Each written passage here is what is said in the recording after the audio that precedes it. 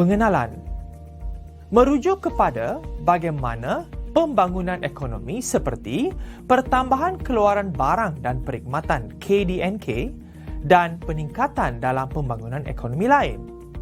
Ianya merupakan satu instrumen untuk mengukur prestasi pembangunan sesebuah negara. Maka, pertumbuhan ekonomi meningkat seiring dengan KDNK benar dalam sesebuah ekonomi. Pertumbuhan ekonomi dapat dilihat dari aspek bagaimana peningkatan pengeluaran dalam sesebuah negara dalam pelbagai sektor.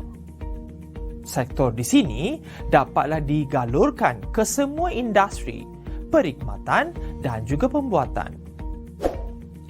Pelajar-pelajar sekalian, berkaitan dengan pertumbuhan ekonomi Malaysia, saling kaitan dengan subtopik yang telah kita pelajari sebelum ini iaitu KDNK. Ini kerana kedua-dua instrumen ini ada kaitan.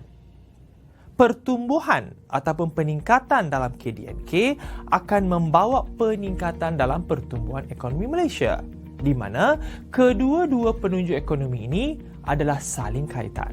Sebab itulah, selalunya pertumbuhan ekonomi dalam sesebuah negara akan digunakan sebagai kayu pengukur bagaimana majunya sesebuah negara dan pada masa yang sama, berapakah jumlah KDNK juga diambil kira.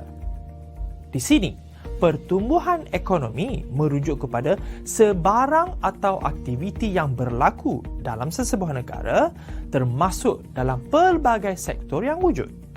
Sebab itulah, pertumbuhan ekonomi menjadi kesimpulan bagaimana maju ataupun mundurnya sesebuah negara.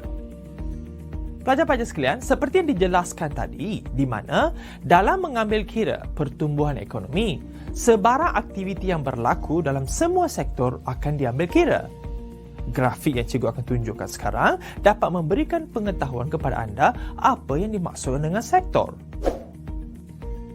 Dalam pertumbuhan ekonomi, sebarang aktiviti yang berlaku dalam sektor utama, sektor kedua dan sektor ketiga akan dicampurkan dalam mengukur pertumbuhan ekonomi Malaysia.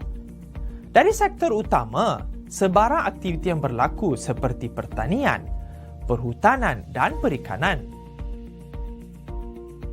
Manakala sektor kedua pula, sebarang aktiviti dalam sektor perkilangan dan pembinaan akan diambil kira sebagai satu asas ataupun proses bagaimana menyiapkan bahan mentah kepada barang siap ataupun separuh siap.